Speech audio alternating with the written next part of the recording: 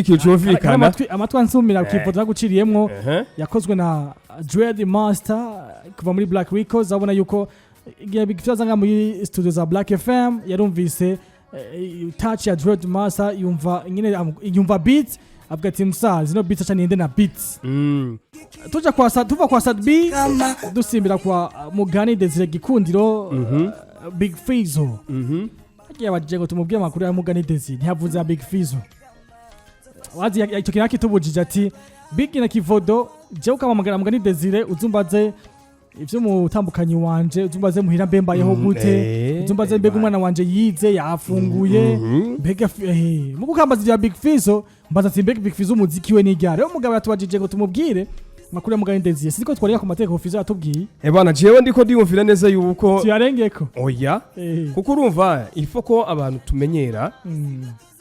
Haro Bizman Abubakar Karubo ni ku ruhande Sadbi ku ruhande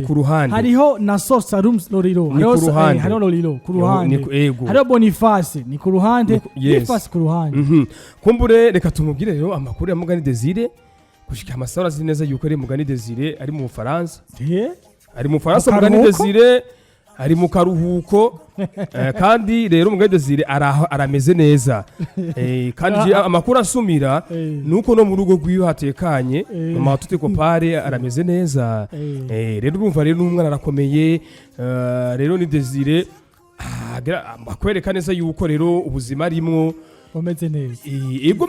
simuhira hariya simuhira hariya anye mugabo kumenya yagaruka itakuwa fresh Kivodo umuntu ashobora ko atazi Mugani Desire katumubwira hose na Big Fizzo basi tumucishije twamubwira ariko abimenye neza yuko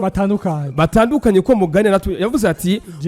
muze mugira imana nziza muze muhure nande na Mugani Desire ntugaho na Big Fizzo kuko Big Fizzo canke Fizzo Big Farias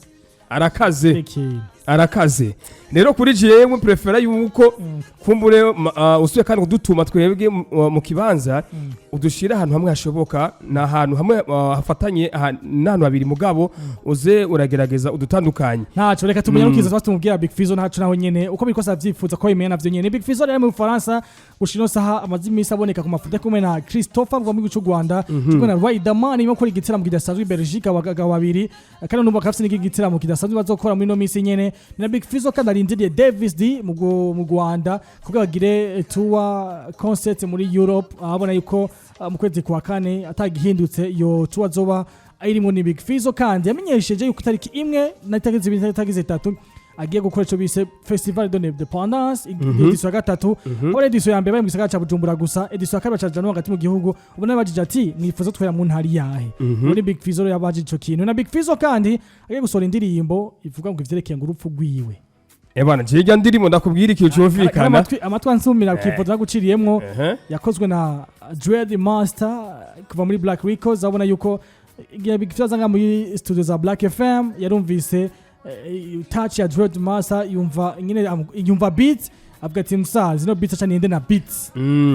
jewe tukiri kuri yo ndirimbo ndabikubwire narayumvise gatoyi Fizzo rashiye kundodesha arambwa ati reka ndakudodeshe gatoyi ariko wumve tukabisingene ibintu bimeze naci ndamugira ati none mutama ibintu bimeze gute eske none uri ko dusezera cyane urumva ni indirimbo irimwo amajambo ariko je ndakunda kwivugira muri make nti ndakwifurije kuzogira amahirwe yo kumviriza iyo ndirimbo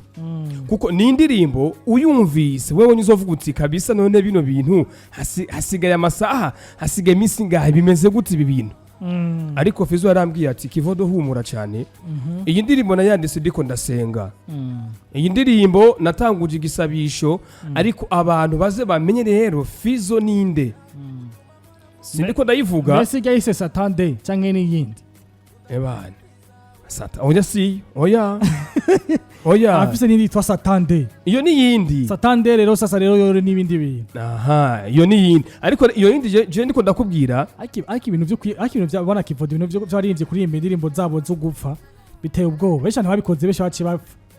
oya aka yakoze indirimbo muri South Africa muravyibuka kumurasa umuririmbyi muri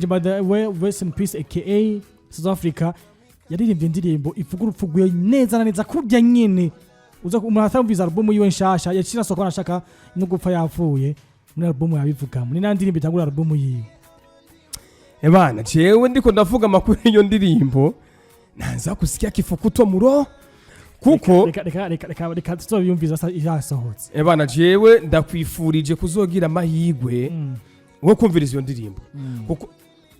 bigi iyo ndirimbo jenge nayumvise gatoyi umana bigusubiriramwe ingene gatoyi tunayumvise ebana reka tubirindire tubihakanya